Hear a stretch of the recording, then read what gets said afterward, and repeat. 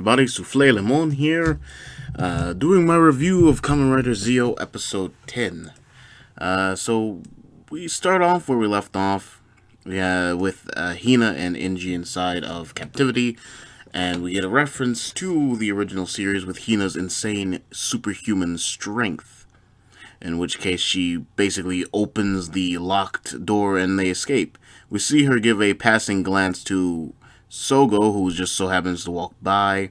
Basically, Sogo's like, I can sense power from Inji, and as you know, he is the original Kamen Rider O, so it makes sense. And then he goes off, and we see Inji and Hina confront Dan Kurito. Then we see Sogo come in, and he asks Dan exactly what kind of country does he want to build. Or, sorry. He says, when you became a king, what kind of country did you want to build? And Dan, being the manic madman that he is, he doesn't want to build an entire country. He just simply wants to rule and dominate over everyone and everything within the countries. When you look to Sogo's views and systematically the whole Oda Nobunaga theme that's going on here, it's obvious that he's just trying to figure out exactly what kind of guy Dan is, basically sizing him up in a sense. Yeah, I'll explain more about that towards the end of when we get towards the end of the episode. So anyway, Sogo goes and does his little pretending thing. Also, something really funny about this is that while they're talking to each other, Dan calls Sogo Pooch. I was not prepared for that, and I let out hearty laughter when I heard it. Anyway, so Sogo does his little pretend thing and ties up both Inji and Hina, asking Inji if he wants to be king as well. Inji, of course, says, nah, he wants none of that. And it's basically like, as long as I have underwear and there's always a chance for the future tomorrow, yeah, I'm pretty good, bruh. So, there's that. Then we get something interesting about the intro is that it comes in 4 minutes in late. So we got a lot of exposition and a lot of carry on. After the intro, we go back to the Gates Tsukiyomi situation back at the old clock tower or clock fixing shop or repair. I don't know what kind of business his uncle. I'm pretty sure it's his uncle, Soko's uncle runs. But yeah, we're back there. You know, Gates is recovering from the wounds, and he's all, you understand now? He's going to be evil, and he's going to be twisted, and he's crazy. He's insane. So obviously he has his old resolve back, and he admits too that he was getting too soft. So he was actually starting to get buddy with Sogo, which is actually kind of interesting. I'm not sure. We might have already had this beforehand, where a secondary writer seems like he's getting too buddy, and then goes back to his old standard views of, oh, I hate you, main character, because, yeah. But that's basically what this episode pretty much foreshadows, and the ending and all that other stuff foreshadows. Basically, he's going back to his old resolve of just being there to stop Ormazio, whatever the cost, so there's that. And then we have, after he takes off in a storm of rage, we have Tsukiyomi looking at the Oda Nobunaga image, and then confronting Sogo's uncle, who basically states that he is a big fan of Oda Nobunaga, and Tsukiyomi's like, wait, but how can you like him? He was evil, and he's like, well, you say that, but then how on earth did he unite the country then, huh? I mean, if someone is as wicked and evil and just dark, and they're just really, literally just human, then, like, there's no one, then who would rally behind you? Whose would rally behind you, basically, and your views would be matching? I mean, because if your views match, and you're despicable and horrible, and someone's rallying behind you, obviously you're going to get betrayed at the end, and, can't speak today. You're going to get betrayed at the end, and, whoever did it is going to just take over your position and probably be a little bit more softer. You don't know.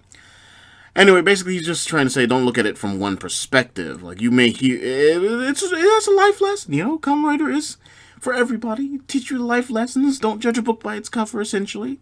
Which Gates does automatically, but just directly, he beat me up last episode. He is evil. The end of story. I'm going to go try and destroy him.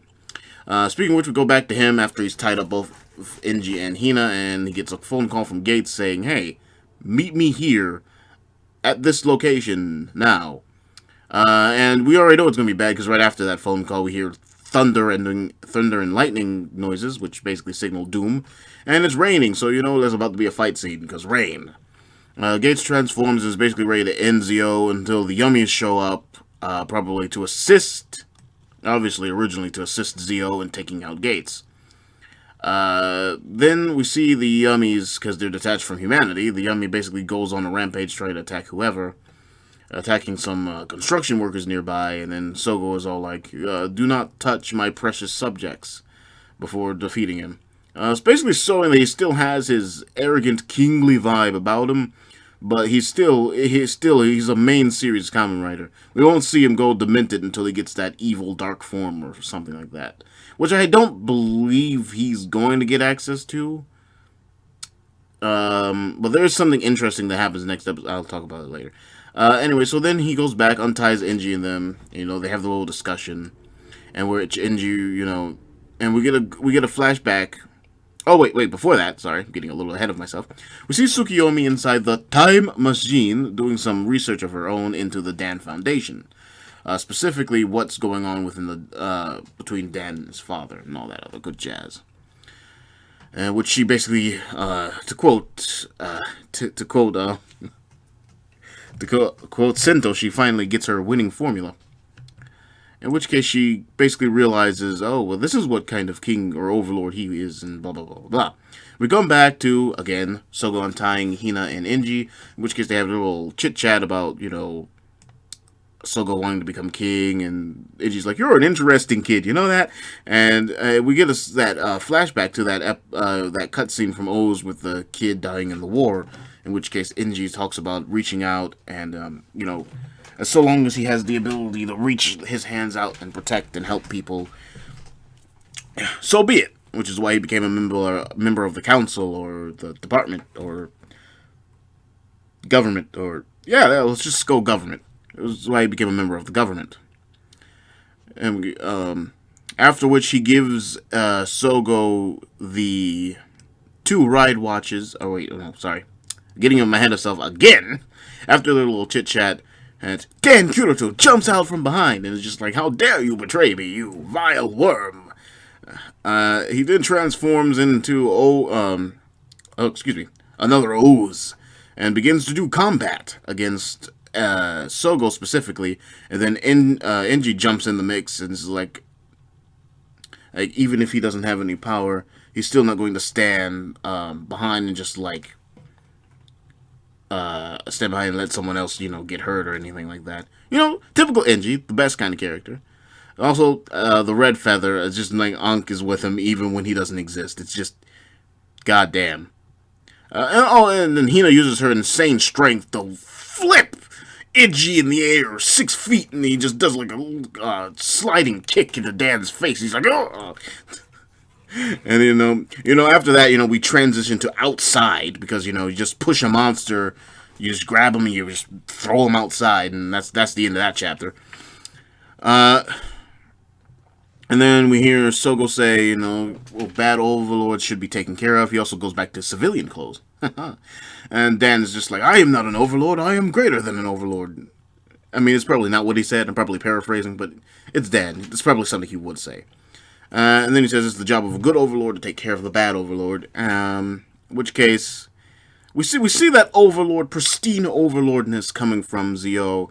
But as I mentioned, well, as I probably didn't mention, I still honestly don't believe that this Zio is going to be Orma Zio. I don't believe the other Zio is going to be Orma Zio. I'm getting ahead of myself in several different spaces in this review. We have more combat. Yeah, and then, of course... Oh, yeah, and I forgot. Enji handed him the old stuff. Right. Wow, I'm just jumping all over the place. But anyway, yeah, we see Ora. She's come to help Dan Kirito out. Fun fact, she is riding in the castle... I'm going to say Dogma. I could be wrong. From Kiva, which is her ride machine. I really like how they're based off of past riders and stuff. Interestingly enough, though, if you really, there's a bit more paraphrasing about the ride machines in comparison to the time jackers that I wanted to get into after I saw that she had the Dogma the Castle Dogma, is that they seem to be matching the Time Jackers in personality. Like Ur is very spirited kid, full of life and energy, sort of like the kind of vibe that Ghost was trying to give off.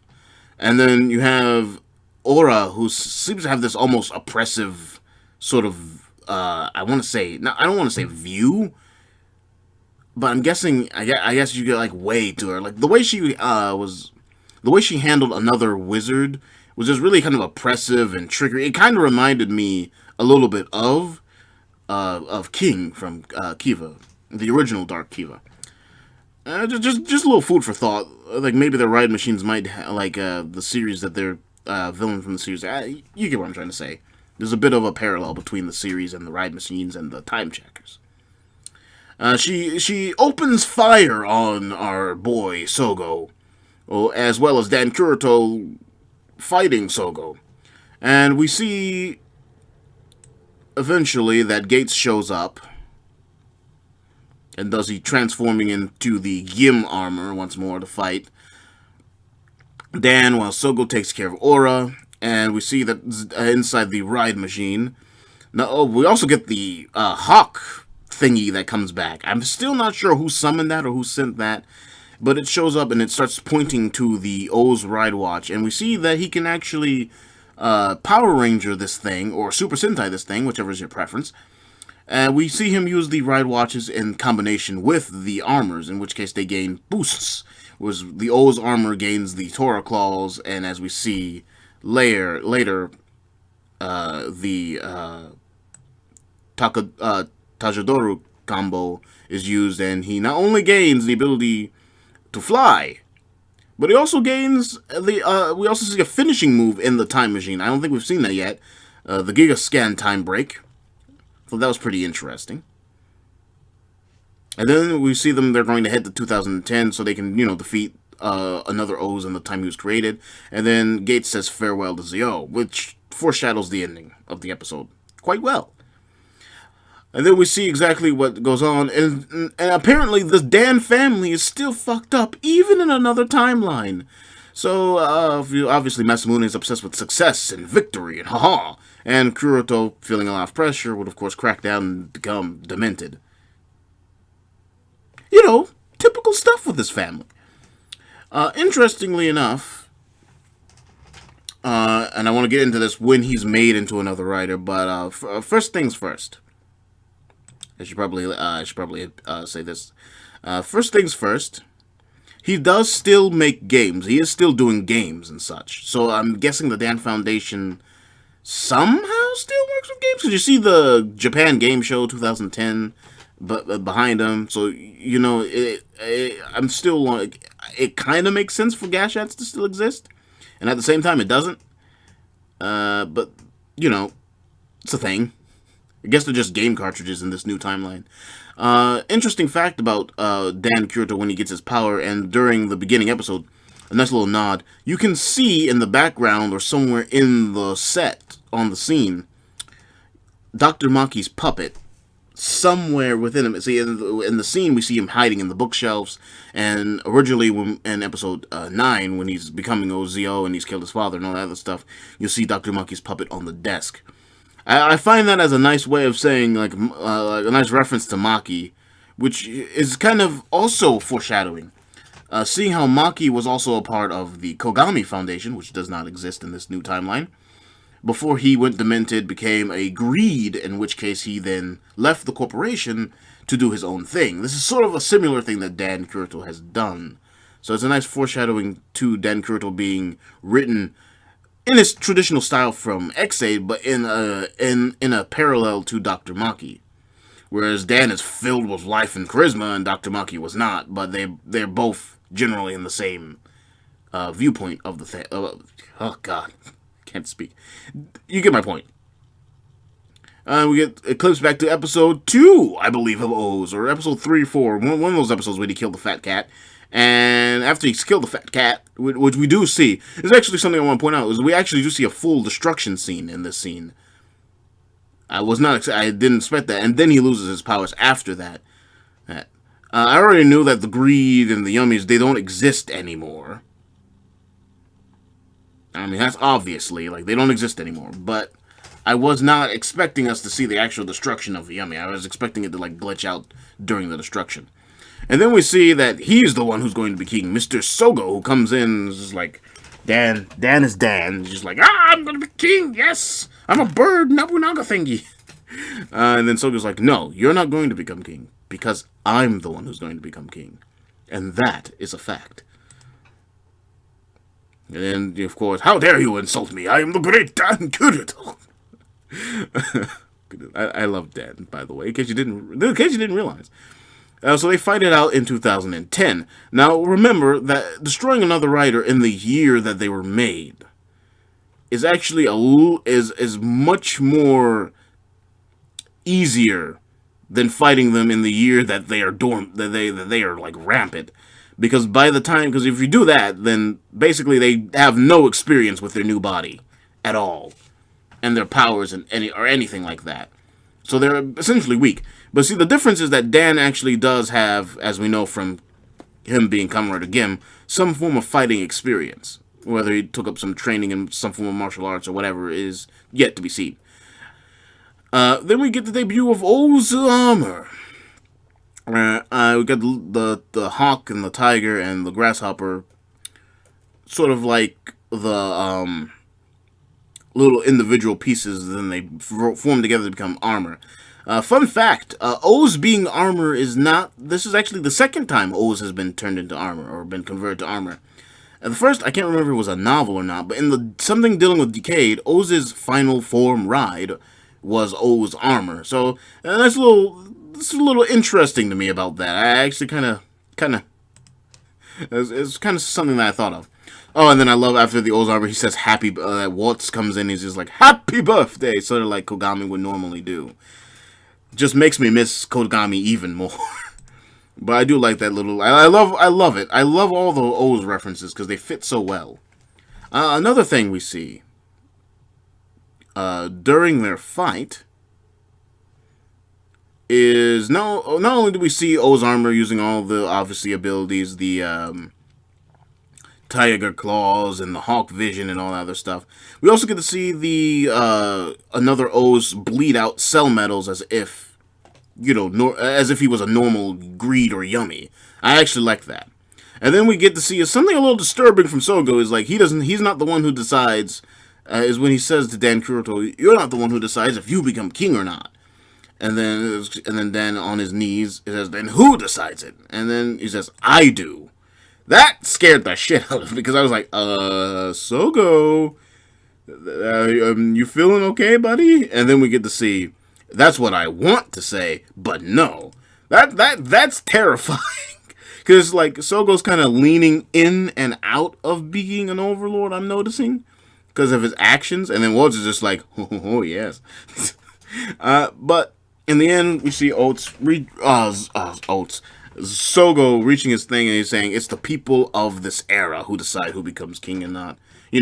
For the people, by the people. The people. And then we get to see the finish time of this armor. It's actually kind of a cute little reference to the original finishing move. Instead of it being 3 rings, we get 3 core metals, and we see them collide into each other, forming the O's symbol before the explosion. And Sogo even says, see ya! Before dealing the finishing move. And then we have Dan fumbling around like a zombie. Sadly, this will never happen because we're in 2010 and 2018 reveals different. But yeah. We get something. Also, we get something really interesting from Waltz is when he says, you've become great fertilizer. So I was like, well, he's planted the seeds of doubt, as Xemnas would say. However, at least we know that Eiji was able to reach out to, or he proclaims that he has reached out to Sogo in some way, shape, or form. And he has work to attend to. And that's pretty much the end. We're just going to skip over the stuff that happens in the house, because we know that Gates is just gone, and he's like, he's not my friend. He's not anything to me. He's just an obstacle that I must defeat, because he killed a lot of people in my time. And then Aura, being the true Kamen Rider Kiva villain she is just watching over everything like a homicidal bat. And it's just like, hey, I can use this to my advantage. And also we get to see Fruit God again. Although he's not going to be Fruit God because, you know, the timeline's been altered. We also reveal in the trailer that there's going to be another Zio, and we see them working together. And we also get the ending where we still don't see Decade on the table with the other Rider Watches. I swear to God, if Decade isn't an hour special, I'm going to lose my hat. But anyway, that's basically it. This ran on a little longer than I was hoping it would, but that's generally because I kept fumbling around like a little idiot. Anyway, I hope you enjoyed this, and I'm going to try to water this down so it's not as long. Thank you. Goodbye. 夢ならばどれほど良かったでしょう。未だにあなたのこと夢に見る忘れたものを